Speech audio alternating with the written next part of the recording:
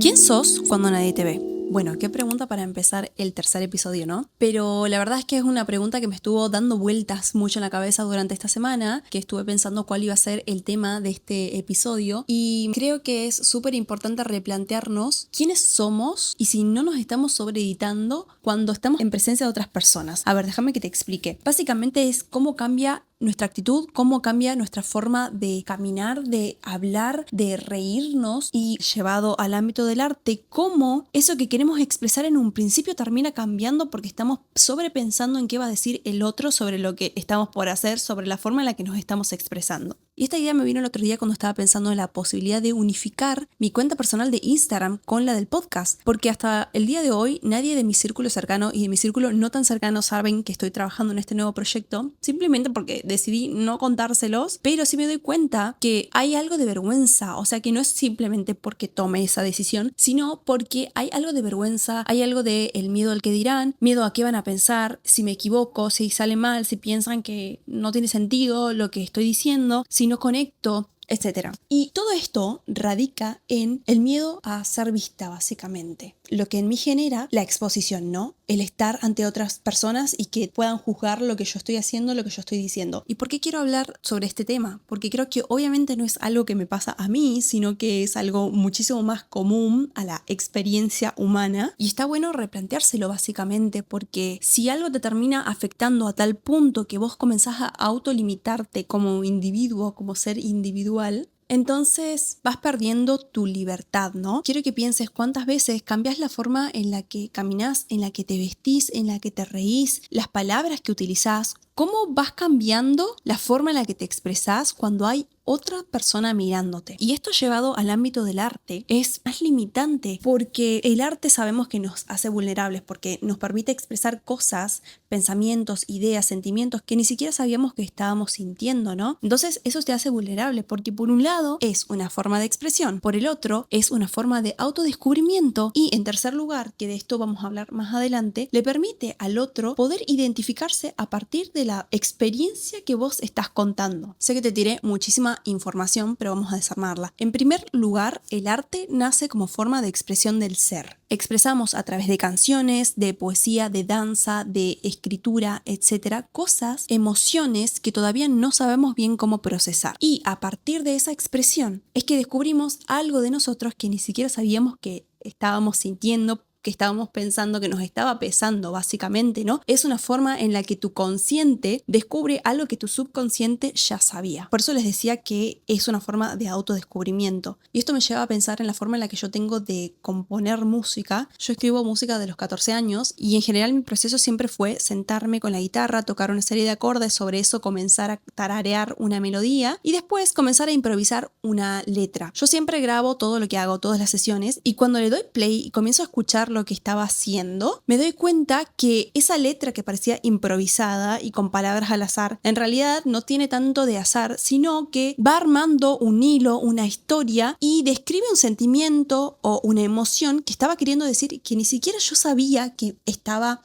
sintiendo, ¿no? Entonces por eso se siente muchas veces el arte, por eso muchas veces se siente como forma de autodescubrimiento, porque descubrís cosas que vos todavía no habías procesado o no habías terminado de procesar. Por eso es que nos hace vulnerables. Pero ¿qué pasa? Cuando otra persona escucha, presencia lo que vos estás queriendo transmitir, no necesariamente lo va a interpretar en la forma en la que vos pensaste originalmente esa idea, ¿no? Porque cada persona es un mundo de experiencias, un mundo de valores, un mundo de creencias, y eso significa que la forma en la que yo veo el mundo es completamente distinta a la de mi mamá, a la de mi papá, a la de mi hermano, a la de cualquier otra persona que conozca. La forma en la que vos tenés de ver el mundo es completamente particular y distinta a la de cualquier otra persona que conozcas. Y eso es lo que nos hace únicos a los seres humanos, ¿no? Entonces, ¿qué pasa? Como cada uno tiene una forma distinta de percibir, el arte también lo vas a analizar de forma subjetiva. Y acá se genera un problema porque el hecho de que otra persona pueda interpretar lo que vos estás queriendo decir, hacer, expresar de una forma completamente distinta a la que vos imaginaste,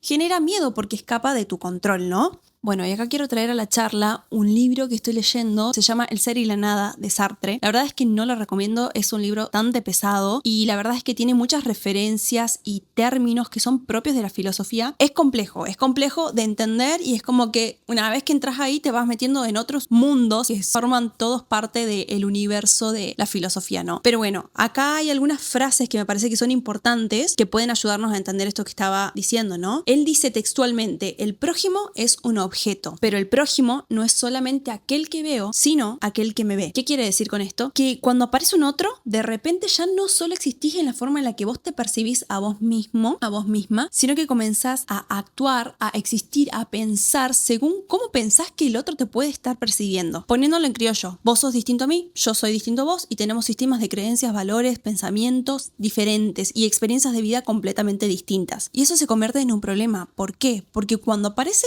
un otro, ya no solamente pensás en lo que vos creés de vos mismo, sino que tenés que pensar en función a lo que pensás que el otro, a lo que imaginás que el otro piensa de vos. Y eso genera vergüenza, genera miedo, inseguridad y, por supuesto, autoconciencia, ¿no? Y si todavía no se terminó de entender bien lo que estoy tratando de explicar, quiero bajártelo a un ejemplo súper terrenal. Quiero que te imagines que estás en tu habitación, en tu dormitorio, ordenando ropa y con música a todo volumen mientras cantás, simplemente estás en esa, ¿no? No sos consciente de cómo estás cantando, de cómo estás caminando, de los gestos que haces, de cómo estás vestido, no sos consciente de nada de eso. Pero de repente decidís mirar por la ventana y te das cuenta que hay un vecino que te está observando desde el balcón del frente. Y ahí algo cambia en vos. Empezás a ser consciente de la ropa que tenés puesta, de cuáles son tus gestos, si estás cantando muy fuerte o muy bajo. Quizás te das cuenta que no sos tan afinado, entonces te da un poco de vergüenza y empezás a cantar más bajo o te callás. Básicamente empezás a ser consciente de cosas que antes, cuando pensabas que estabas en tu mundo, no eras consciente. Y empezás a modificarte, a actuar porque hay otra persona que te está percibiendo, que te está viendo. Hay una mirada externa que no controlas. Y creo que ahí empieza algo peligroso. ¿Por qué? Porque cuando comenzamos a editar la forma en la que naturalmente nos expresamos, vamos perdiendo y vamos limitando nuestra propia libertad de expresión. ¿Cuántas veces limitás la forma en la que te reís, la forma en la que caminás, la forma en la que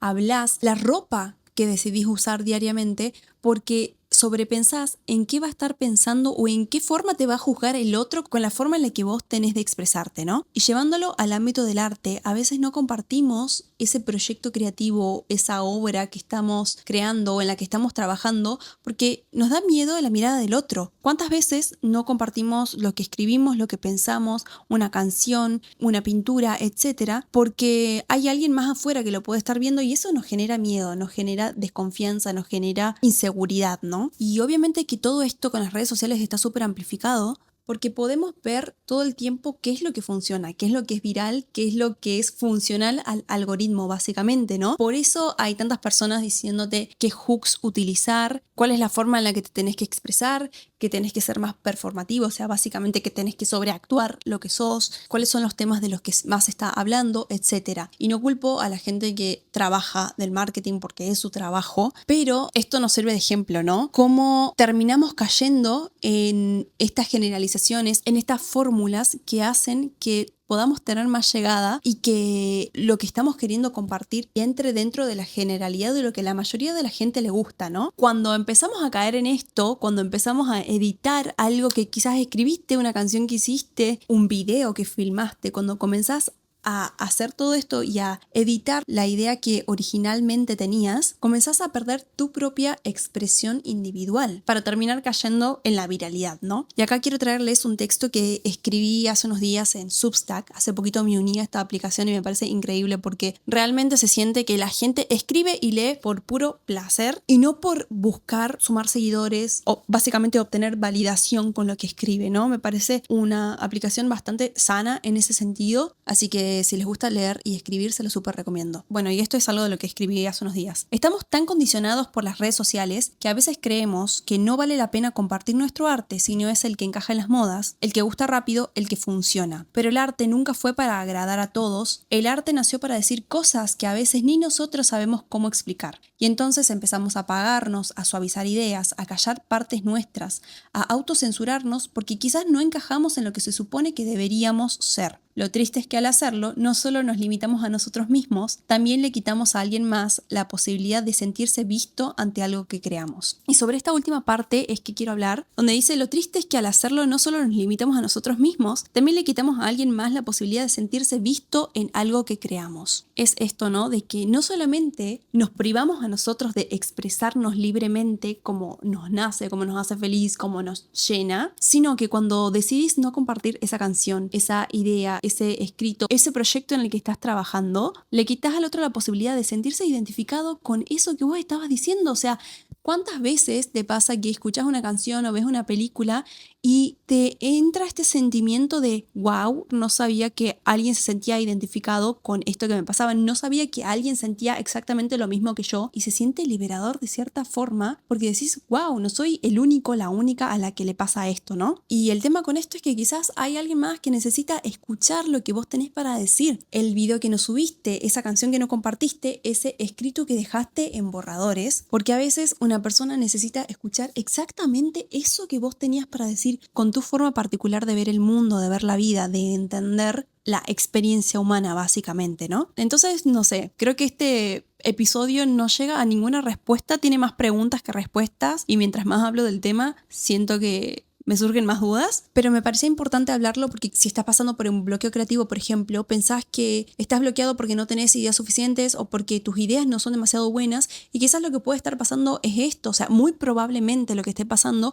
es que tengas cierto miedo a qué va a pasar cuando te expongas ante otros, ¿no? Y quiero traerte de nuevo la pregunta del inicio: ¿quién sos cuando nadie te ve? Creo que si podés llegar a responder lo más fielmente posible esa pregunta, te va a ir acercando a que comiences a ser más consciente de quién sos realmente y qué te ayuda a expresarte cuando nadie más está viendo, cuando estás dentro de esa habitación y no te diste cuenta que hay alguien más observándote desde la ventana, ¿no? Por el miedo a qué van a decir, estás dejando ir, estás perdiendo muchas partes tuyas que te diferencian del resto y que te hacen ser vos, porque creo que cuando comenzamos a sobrepensar en qué van a pensar, qué van a decir, qué van a sentir los demás con esto que estamos queriendo expresar, comenzamos a perdernos, ¿no? Comenzamos a perder nuestra individualidad, y eso que nos hace únicos e inigualables. Así que si de alguna forma puedes responder esta pregunta, ¿quién sos cuando nadie te está viendo?, quizás puedas acercarte a sentirte un poquitito más libre y